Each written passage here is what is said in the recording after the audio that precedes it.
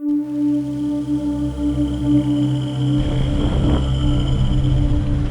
mga kakri, oh.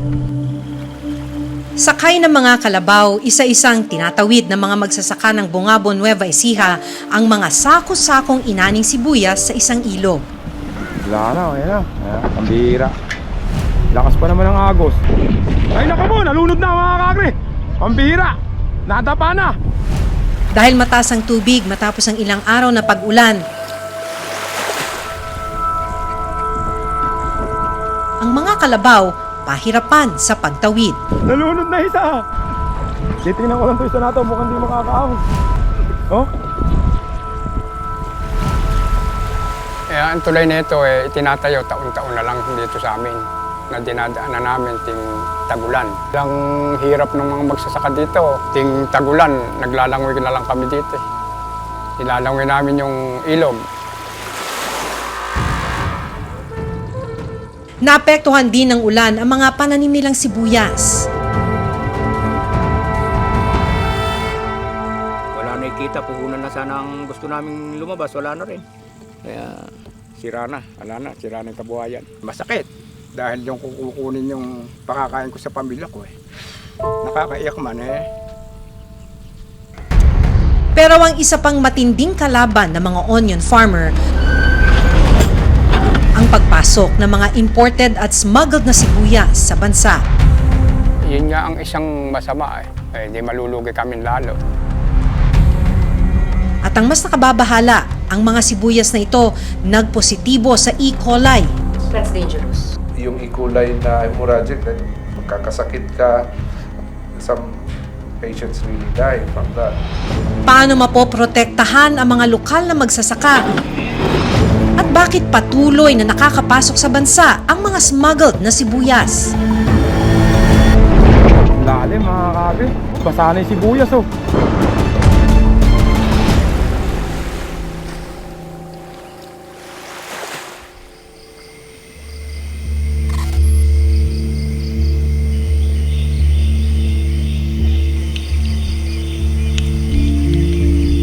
Maagang naghanda ang onion farmer na si Mang Gerardo. Mag-aani sila dapat ng tanim na sibuyas. Pero ang inaasahan niyang magandang ani, mapupunta lang sa wala. Dahil ang kanyang mga pananim pinalubog ng baha. Ang ulan masyado. Hindi nga namin nakalaing aahon dito Dahil ang kabuhayan namin nakakalat na dito Kumbaga sa ko, nakabigay na yung lahat ng pera namin dito. Dumaan yung ulan, bumaha.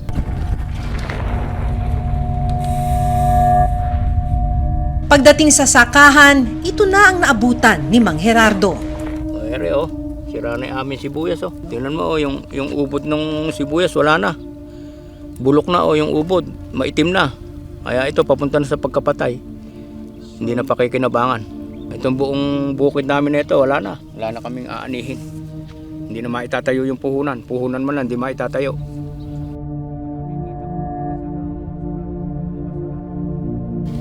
Kaya sira na yung kabuhayan. Masakit dahil yung kukunin yung pakakain ko sa pamilya ko Nakakaiyak man Masakit sa amin yung makikita namin yung pinaghirapan namin na natakay ng baha.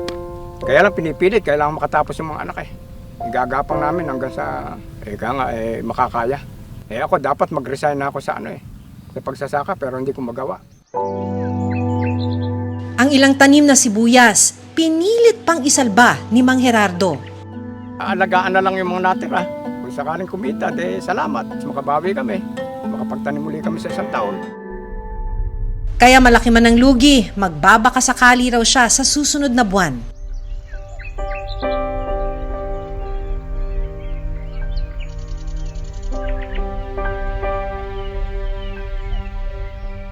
Binalikan namin si Mang Gerardo. Matapos ang anihan ng sibuyas, mais naman ang tinanim niya. Pagkayari namin umani ng sibuyas, tatamnan namin ng mais na katulad nitong mais nito.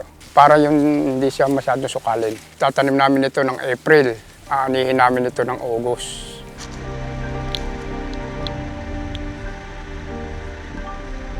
Mas maliit man ang kita sa mais, malaking tulong na raw ito para makaraos sila ng kanyang pamilya. Yung kita namin, konti lang, hindi kamukha nung sa sibuyas. Parang kumbaga sa kuwan, pamatid uhaw lang to. Dahil ito, sa isa hektara, kumikita ka lang ng 20,000 dito. Sa sibuyas, pagka medyo maganda-ganda, yung 200,000 sa isa hektara nakakakuha.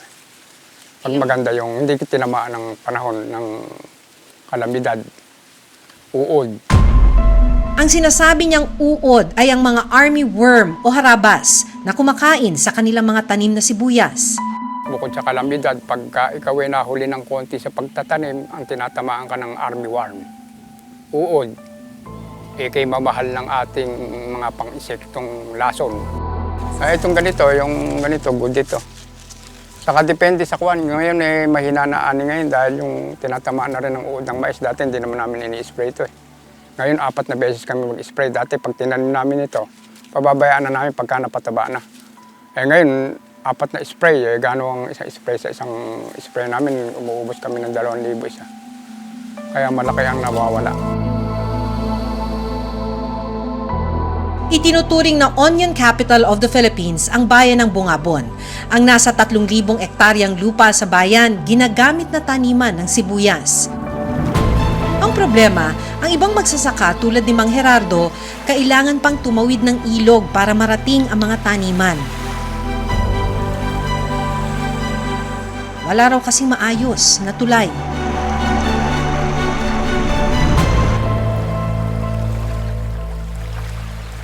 Ang tulay na ito, itinatayo taon-taon na lang dito sa amin na dinadaanan namin ting tagulan. Pag tag-araw, itinatayo ito para daanan ng mga manananim, nagdadamo, para maaliwalas yung mga tao. Pagdating ng tagulan, nasisira, tinatangay ng tubig. Kaya sana, gusto namin, kung meron sanang mag-sponsor na tayuan ng concrete na tulay, na overflow.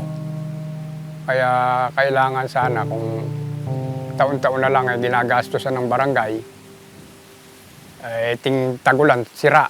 O pagdating ng tag-araw, tatayo na naman namin, taon-taon na lang yung ganun. Sayang lang. Oo, sayang. Ano bang epekto sa inyo, Tay? Tulad ngayon, sira. Anong epekto sa mga tao? Malaki dahil ang hirap ng mga magsasaka dito. Ting tagulan, naglalangoy na lang kami dito. Nilalangoy namin yung ilog. Maingat na itinatawid ng mga magsasaka sakay ng kalabaw ang sako-sakong bagong aning sibuyas. Malalim noon ang tubig dahil sa ilang araw na pag-ulan. Ay naku mo, nalunod na mga kakagre. Pambihira, nadapa na. Nalunod na isa. Para lang makatawid sa kabilang yung aming trabaho. Para mapuntahan namin yung kalabaw namin, pakakainin namin ting magat hapon. Tapos uuwi kami ng hapon, naglalangoy na naman kami. Kaya yun ang hirap naming magsasaka. 25 years na ako dito nagtatanim ng sibuyas. Yan ang pahirapan namin. Kumisan, walang tulay. Lahat ng mga manananim, lahat ng mga magdadamo, tinatawid pa namin ang kariton dito sa ilog. Ang ilog ay halos lubog yung kariton.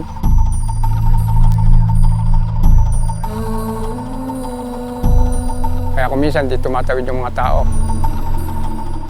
Papunta ang grupo sa palengke para magbenta ng mga sibuyas. Titingnan ko lang ito isa nato, mukhang di makakaahon. Oh? Yan. Parang di makakain. Kala ko di makakaahon sa'yo, kuya. Ang bihira. Lubog na Hindi ka ba? Kala ko lubog na. Sabi mo mababaw lang, kalalim pala. Sa amin walang tubig, dito napakalakas.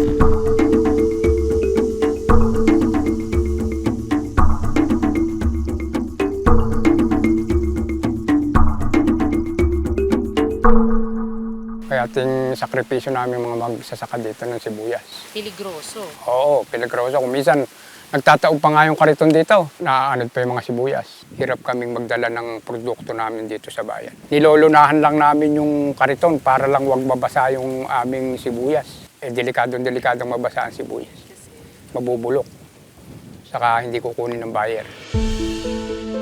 Bukod sa kalsada at tulay, malaking hamon din ang kawalan ng sapat na storage facility. Nasasayang at hinahayaan na lang mabulok ng ilang mga... Katunayan, minsan ang napabalita ang pagtatapon ng mga sibuyas ng mga magsasaka sa Bungabon dahil sa mababang bilis sa kanila. Nagkaroon kasi ng oversupply at walang pag-iimbakan ng mga ani nila. Bilang tugon, nagtayo ng mga cold storage facility sa lugar nila. Sa Bungabon, may 2 storage facility. 4 hanggang 6 na buwang maaaring magtagal ang mga sibuyas sa ganitong pasilidad. Lahat po nung inaani ng farmers na gustong magpasok ng sibuyas, dito po sila nagpapasok. Meron po kasing may-ari na pag nagpasok at nagustuhan na nila yung presyo, inilalabas na nila kaagad. Sa labas ng storage facility, sako-sakong mga sibuyas ang inabutan naming pinatutuyo para ibiyahe at ibenta sa ibang lugar. Itong sibuyas na ito, 500 bags to, nanggaling sa loob ng storage. Ngayon, inilabas na ng may-ari at ibebenta na nila dun sa merkado. 160 pesos kada sako ang singil nila sa 4 na buwang storage ng sibuyas rito. Mura na raw ito kumpara sa iba. Pero para kina Mang Gerardo, Hindi naman kasi basta-basta nakapag aakupahan ka agad yung storage ng mga may pera. Babayaran ka agad nila yung deposit. Paano kami makapag-i-stack wala naman kaming ano. Saka yung nakapag-i-stack lang kasi dyan, yung talagang may perang maikukundo sa storage.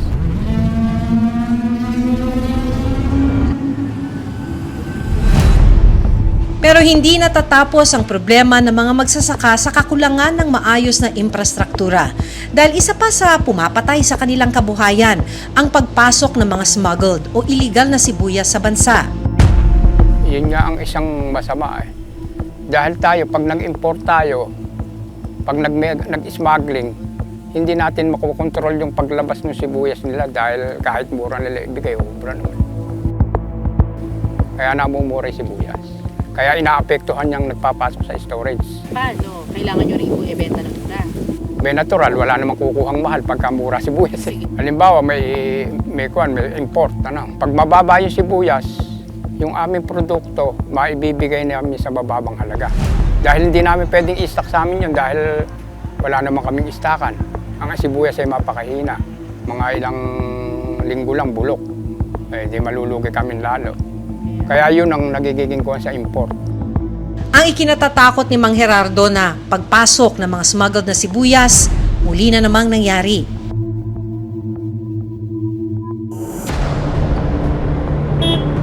Nitong mga nakalipas na linggo, ilang mga container ang naharang sa iba't ibang lugar sa bansa na naglalaman ng smuggled goods, kabilang dito ang sibuyas. Dito lang mga nakaraang buwan, lumapag sa Port of Manila ang 6 na container vans. Assorted food items ang nakadeklarang laman ng shipment na nagmula sa China. Pero nang buksan na ito ng mga otoridad, tumambad sa kanila ang toneladang mga puti at pulang sibuyas at frozen mackerel. Tinatayang nasa 14 million pesos ang halaga ng mga smuggled na sibuyas.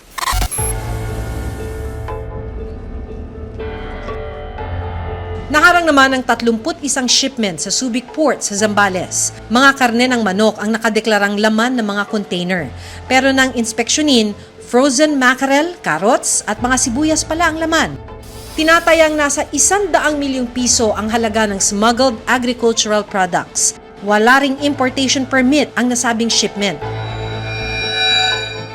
Yun nga ang isang nakakaano sa amin, nakasisira sa presyo ng sibuyas. Wala silang buwi sa gobyerno, kaya mainam din yung paghuli-huli nila na yun. Pag nagiging talama kasi yung agricultural smuggling, syempre hindi sila nagbabayad ng tamang tax. Naibebenta nila na mas mura yung produkto nila compared halimbawa kung ako ay farmer at magbebenta ako, syempre mas mahal kasi dahil meron akong production eh. Farmers natin ngayon, hindi nila kayang mag-compete dun sa presyo ng mga smuggled goods. So, ayun yung isa sa direktang problema ng smuggling. Napapababa niya artificially yung presyo na yung mismong farmers natin, hindi sila nagiging competitive. Pero ang mas nakababahala, ang ilang smuggled onion nakarating na sa ilang pamilihan. At ang problema, natuklasang may peligrong dala ito sa mga mamimili.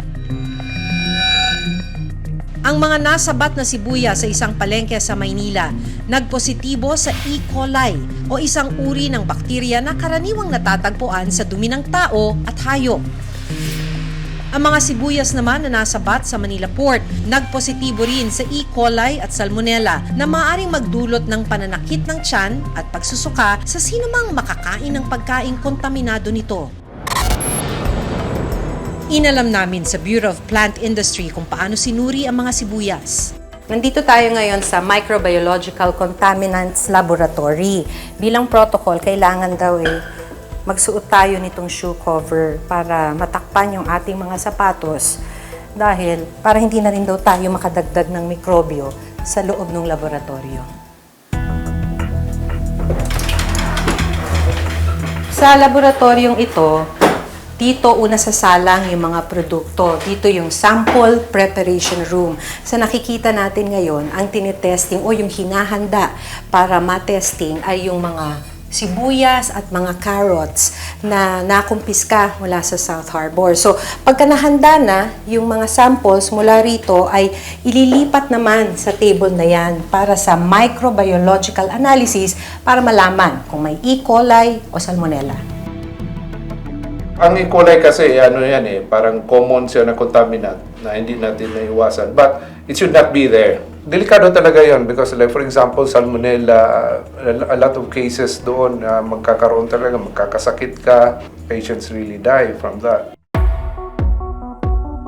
Sa dami ng mga produkto na inaangkat ng Pilipinas, sapat ba yung mga laboratorio natin para bantayan yung mga pagkain? Although limited lang yung resources namin, we try to maximize it. We use risk-based determination kung ano ba yung i-priority natin ng mga commodities and from what countries. But we really need additional budget talaga. Yun talaga, and to maintain a laboratory na ganito, it's very costly.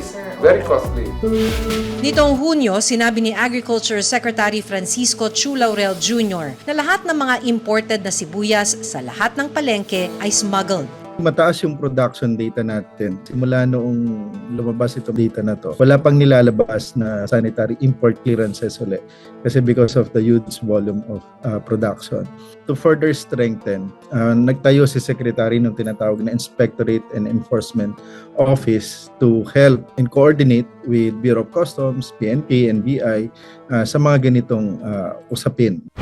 Susunod. Ang sistema kasi para makapag-smuggle ka, papilitan mo yung klasifikasyon kung ano yung talagang laman ng kargamento mo. Meron siya nakausap na taga-amin dito sa BOC na mayroong kakayanan na palitan yung klasifikasyon. Ganun lang yung kasimple.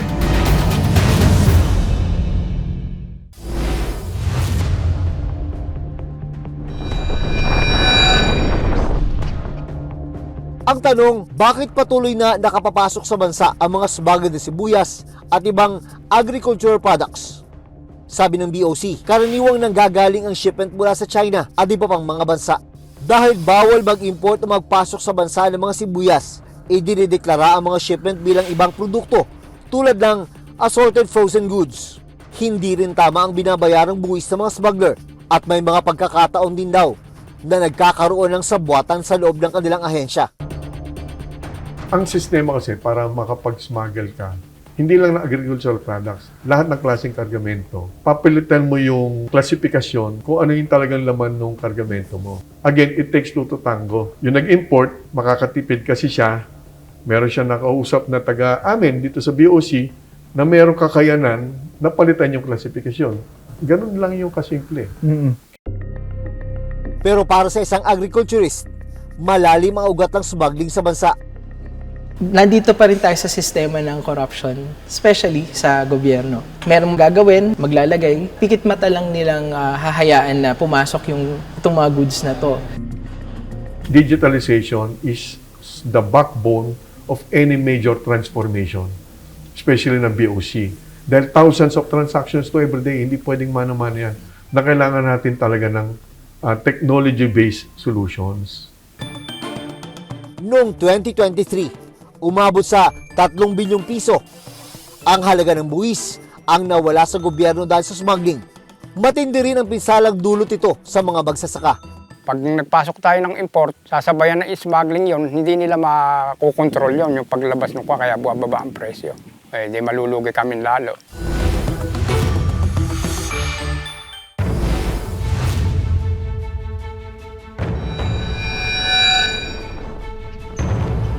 Kinatandaan na ni Mang Gerardo ang mga problemang hinaharap ng mga magsasaka. Mula binhi hanggang sa pag-ani, iba't ibang hamon ang dumarating sa kanila. Problema na nga nila ang pagbaha dahil sa ulan. Dumagdag pa ang pagbaha ng mga sumagad na sibuyas sa mga pamilihan. Tanong nila, kailan kaya sila makakabawi? Pagka tumigil tayo sa saka, wala na, hindi kakain. Paano yung mga alang mga sinasa, mga nangungupahan, ala silang lulusungan pagka kami huminto. Hanggang sa susunod na Sabado, ako si Maki Pulido. Ako si Jun Veneracion at ito ang Reporter's Notebook.